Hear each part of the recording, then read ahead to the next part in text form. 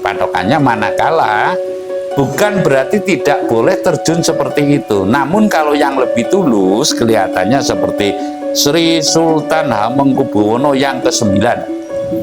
Itu kan turun bawa mobil lalu membawa pedagang sayur gitu loh. Tapi kan tidak memakai kebesaran gubernur, tidak pada tahu gitu loh. Nggak tahu kalau itu ibaratnya rajanya, nggak tahu lah. Saya mengatakan itulah yang tahu itu kan Pak Dedi itu sendiri. Apakah ada ambisi Siliwangi itu kan nanti akan nunggak semi. Nunggak semi yang termaksud adalah prinsipnya, pahamnya, kelakuannya, ya taruhlah ngepasi dengan Prabu Siliwangi. Lah kalau Prabu Siliwangi tentunya kan ya namanya raja masa turun langsung, cuma tindakannya tuh tegas dan keras. Tapi kalau tumindak langsung berarti mohon maaf, kira-kira andai kata baju itu kotor masuk ke lumpur perlu cuci nggak? Perlu kan, ya kan? Sama juga lah, ini raga dan mustakanya pasti kena belet. Paham nggak? Mustaka itu das gitu loh. Cara kasarnya itu kepala gitu, pasti kena lumpur lah. Ini saja sudah pamali berat, begitu loh. Pamali berat karena banget ya, murah banget harganya itu si badan daripada badan atau jasmani daripada sosok gubernur gitu loh. Ya asistennya ada, apanya ada, lo kok terima seperti itu? Boleh, namun dengan penyamaran. Sekali lagi, Hanggung Gumunggung Ugungan Sedino-dino ini adalah orang yang suka dipuja-puja. Ini pantangan besar gitu loh. Oh gitu. Ngitung pawelinging kaki Sabdo palon pamongno swantara. Tapi ulo salam mulya atur bagya wis muga nusantara. Salam mulia Mbah. Salam mulia nggih Mas Putih. Selamat malam Mbah. Ketemu lagi di Sanggar Pamujane Mbah. Ya. Begini Mbah, saya melihat di kolom komentar kaum Hadi itu banyak sekali yang menyanjung-nyanjung Kang Deddy Mulyadi, Gubernur Jawa Barat Mbah, dengan gerakannya atau aksi-aksinya turun ke sungai, terus membongkar tempat wisata yang harusnya itu hutan, dan gerakan-gerakan lainnya Mbah. Pertanyaan saya itu seperti ini Mbah, apakah Kang Deddy Mulyadi itu figur yang diceritakan dalam Uga Wangsit Siliwangi sebagai budak janggutan tersebut Mbah? Kulo pengen tahu Mbah. Ngaten nggih. Iya Mbah. Hong wilayah jati nuhune ajat-ajat leluk Nusantara tapi uluk salam mulia. Salam mulia Mbah. Nggih, sebuah kewajaran nggih Mas Putih, bahwasanya karena sekarang itu kan dengan munculnya kerajaan-kerajaan yang kemarin saja itu kan ada sosok wanita yang mengaku raja, lalu intinya masyarakat sekarang itu merindukan pemimpin sesuai dengan nubuat atau sesuai dengan ramalan atau sesuai dengan ya ramalan lah, dongeng gitu. Itu mendambakan pemimpin yang betul-betul bisa memayu hayuning bawono gitu. Jadi sebuah kewajaran manakala saya itu dicela. Intinya kan pertanyaannya juga mengarah kepada jika Kang Deddy Mulyadi itu belum memenuhi kriteria pemimpin yang didambakan oleh leluhur, oleh alam, oleh masyarakat, lalu pemimpin yang seperti apa lagi, kan seperti itu loh. Iya, Mbak. Karena jumbuh atau jik dengan jangkane manungsa wisaweh wangsit winoco dening jalma kang waskita ing jangka jaya bayane, itu kalau istilah Jawa. Nah kalau di sana ya istilah budak janggutan Prabu Siliwangi itu ya kan ada juga, nanti ada budak janggutan yang rumahnya Susun Tiga gitu dan sebagainya, itu kan ada rumahnya itu ada pohon apa hanjuang gitu kan ada juga gitu. Itu kan menurut saya bisa diartikan tidak mutlak ya.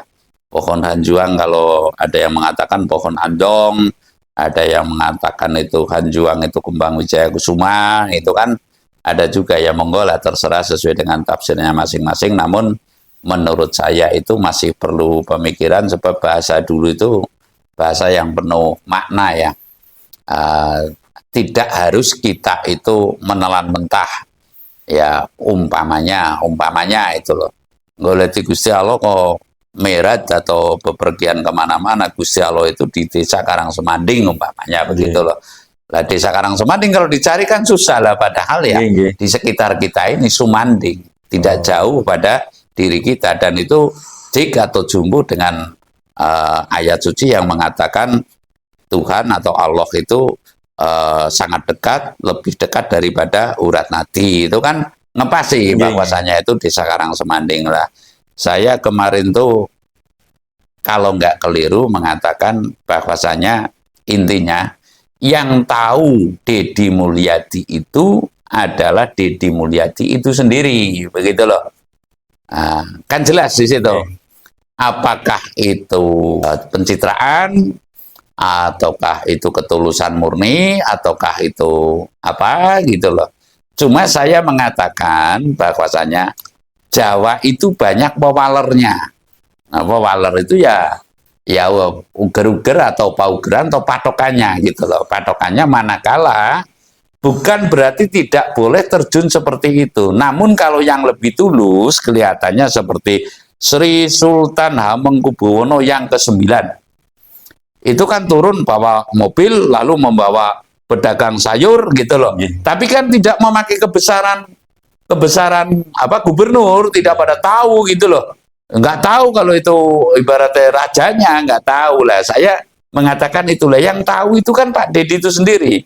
Apakah ada ambisi, antusias untuk menjadi presiden umpamanya, ataukah memang sudah dikehendaki oleh leluhur? Namun kalau menurut saya, menurut pendapat saya gitu aja lah, nggak usah saya berkedok keluhuran atau leluhur Jawa ya. Pendapat saya ini nggak ngepasi, sebab yang saya tahu yang demikian itu adalah laku Sudro Papariman Ngulandoro. Nah, laku Sudro Papariman Ngulandoro itu sebelum menjadi pejabat boleh yang begitu. Namun manakala sudah menjadi pejabat, lah apa sekarang lurah merangkap sebagai kebayan, kalau sila Jawa ya, kadus, lalu carik, lalu apa ya kan tanya, Pak Lurah, mohon maaf ini besok keriganya apa? Lurahnya jadi RT karena nggak percaya dengan RT-nya. Kalau lurah yang sejati kan ya tanya Pak RT, saya sudah bilang sama Pak RT. Dan yang tanya kepada Pak Lurah langsung ini Saru.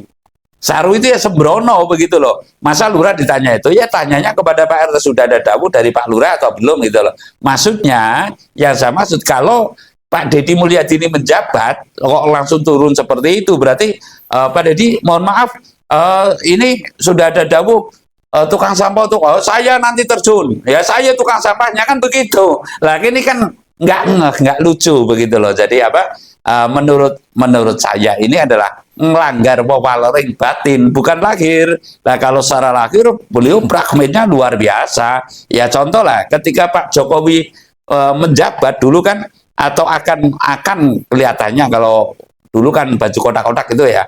Baju kotak-kotak itu turun ke sungai ngambil sampah lah. Kalau ini sporadis lagi kan, malah terjun kan, ya kan, ngambil itu kan kelihatannya wow gitu loh. Lah inilah yang saya maksud bahwasanya mustaka itu mesti dihormati. Kenapa kalau orang dulu mohon maaf ya, kalau sudah menjabat mohon maaf sekali itu kalau nggak pakai mahkota, atau kalau Pak Harto itu kupluk ya, kupluk atau peci. Nah kalau nggak pakai mahkota itu bukan raja. Sekali lagi ya, yang namanya raja, pemimpin itu harus selalu nggak boleh lepas ikat kepala gitu intinya. Itu pengibaratannya mahkota. Dan ini pamali besar. Namun saya melihat Pak Bambang Yudhoyono, termasuk sekarang Pak Prabowo, ini kan jarang memakai itu, ya jarang memakai peci gitu loh. Lah ini menurut saya itu adalah mungkin tidak ngepasi. Saya nggak mengatakan Pak Deddy Mulyadi itu tidak akan jadi presiden, itu enggak. Cuma menurut saya belum memenuhi kriteria Siliwangi gitu loh, Prabu Siliwangi. Sebab yang saya tahu dari guru tuduh saya bahwasanya Prabu Siliwangi lah, ini makna Prabu Siliwangi ya. Siliwangi itu kan nanti akan nunggak semi. Nunggak semi yang termaksud adalah prinsipnya, pahamnya, kelakuannya, ya taruhlah ngepasi dengan Prabu Siliwangi. Lah kalau Prabu Siliwangi tentunya kan ya namanya raja masa turun langsung. Cuma tindakannya itu tegas dan keras. Tapi kalau tindak langsung berarti mohon maaf. Kira-kira andai kata baju itu kotor, masuk ke lumpur perlu dicuci nggak? Perlu kan? Ya kan? Sama juga lah, ini raga dan mustakanya pasti kena belet.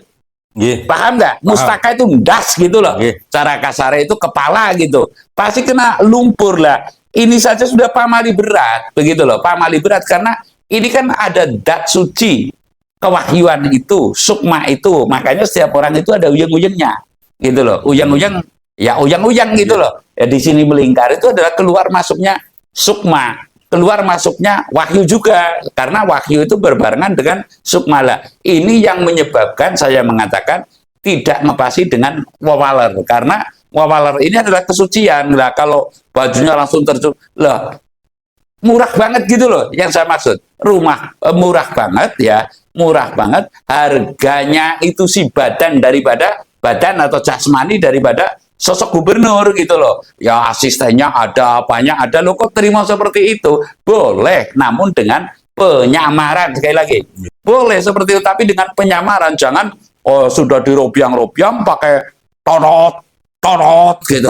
Kok masih terus ini menjatuhkan harga diri dari keluhuran gitu loh, jabatannya. Ya, artinya begini, tukang sampah ya tukang sampah, gubernur ya gubernur, sudah diangkat derajatnya menjadi gubernur kok jadi tukang sampah. Ini loh yang saya mengatakan yang tahu itu adalah Pak Deddy Mulyadi itu sendiri. Ya, itu pencitraan atau itu sungguh-sungguh ya, karena setidaknya saya melihat kalau dalam cerita guru saya yang menceritakan yang namanya ada istilah Sunda Wiwitan. Sunda Wiwitan itu ketika menjabat itu menghibahkan separuh hartanya.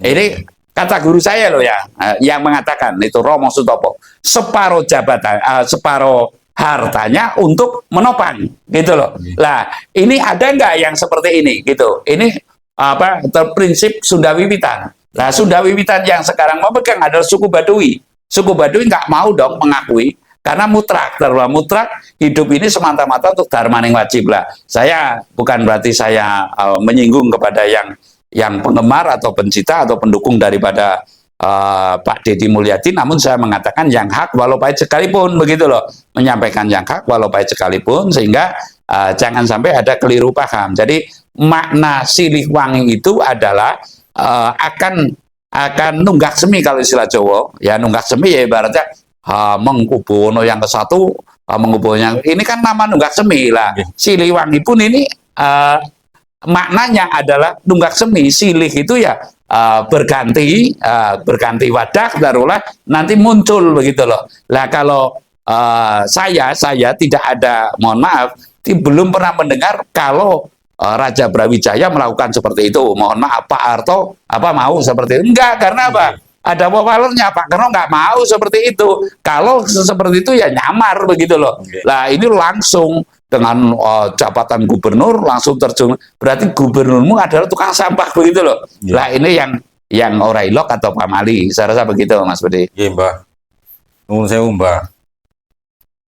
Mungkin kan kebanyakan yang berkomentar di kaum hadi itu kan karena melihat pergerakan dari Kang Deddy Mulyadi itu sendiri, dengan beliau juga menjunjung tinggi keluhuran untuk orang Sunda, Mbak. Jadi para penggemar Deddy Mulyadi itu kan menilai dari tata lahirnya, Mbak. Nah, terus pertanyaan saya itu seperti ini. Apakah orang tersebut itu atau Kang Deddy Mulyadi itu, kalau menurut Mbak itu yang akan menjadi pemimpin Nusantara ke depannya, Mbak? Nah itu yang jadi bahasannya. Jadi laku-laku ning ilmu kang nyata sanyatane mung weng reseping ati bungah kelamun ingaran cubluk. Suko ing tias kelamun den ino norak koyo si punggung hanggung gumunggung ugungan sedino-dino. Lah ini artinya yang ujung saja ya, artinya hanggung gumunggung ugungan sedino-dino ini adalah orang yang suka dipuja-puja. Ini pantangan besar gitu loh. Oh, gitu. Ini pantangan besar. Jadi hanggung gumunggung ugungan sadino-dino norak koyo si punggung hanggung gumunggung ugungan sedino-dino. Nah, kalau kecenderungannya melalui spek ini, keluhuran ini nggak memenuhi kriteria. Lalu, mohon maaf ya, lelono laladan sepingi sepuh ing supono mripono pranawing kapti titi sing tias mersudi mardawaning Buddha tulus mesureh kasudarman neng telengeng jolo nidi, atau ada yang mengatakan neng telengeng wonodri, terserah saja ya. Sruning broto temah ketaman wahyu jatmikola. Menurut saya artinya orang yang kewahyon ini seneng mawas sing ngasepi. Mulat saliro hamawas diri, begitu loh. Lah kalau ini kesempatannya itu terlalu sering keluar, nah, kapan puja semedi, begitu loh. Makanya mohon maaf saya sering mengatakan Mas Budi, punya santri 1000 waktunya habis nggak kober ndongake kepada bangsa dan tanah air ini. Nah kalau santri diwakilkan dalam mulang, menurut saya tidak sah. Bisa paham nggak? Bisa, Pak. Pondok di pondoknya umpamanya gitu loh. Gus Ikdam, Gus Muwafiq di pelosok dan sebagainya. Kok dalam sehari tidak mulang santri 1000 ya minimal mulang walaupun hanya bismillah. Nah ini mesti mulang gitu loh. Lah ketika pondoknya itu ya si pengasuhnya ini nggak menemui murid atau santri, menurut saya ini sudah batal, artinya dosa begitu loh, atau orang ilok menurut saya. Lah makanya saya heran manakala ada santri 1000 kok katanya berbuat kebajikan, ini nyaris waktunya membaginya seperti apa begitu loh. Saya sering mengatakan saya punya santri 2 saja risih gitu loh, ya kan begitu loh. Lah untuk menggening ini kapan? Sebab keheningan itu mohon maaf 8 jam hanya bisa menghening 5 jam saja. Umpamanya ngisi 8 jam, maksud saya bisa mendapatkan keheningan 5 menit saja ini susah. Jadi yang saya maksud begini Mas Budi, menurut kriteria leluhur itu belum masuk spek begitu loh. Leluhur Jawa gitu loh. Kalau leluhur Sunda monggo saja. Lah namun kalau ahli pikir pasti inilah memenuhi spek. Lah kalau sudah Pak Jokowi yakin dulu saya pernah melihat di televisi atau di YouTube turun pakai baju kotak-kotak membersihkan itulah. Apa sudah benar-benar setelah menjabat seperti apa dan hasilnya seperti apa kan sudah kita merasakan. Begitupun ini Pak Deddy Mulyadi, saya rasa demikian. Matur nembah nuwun Mbah, sampun menjelaskan dari sudut pandang yang baik. Semoga saja para yang berkomentar itu paham dengan apa yang dijelaskan oleh Mbah. Salam mulia Mbah. Salam mulia. Sirap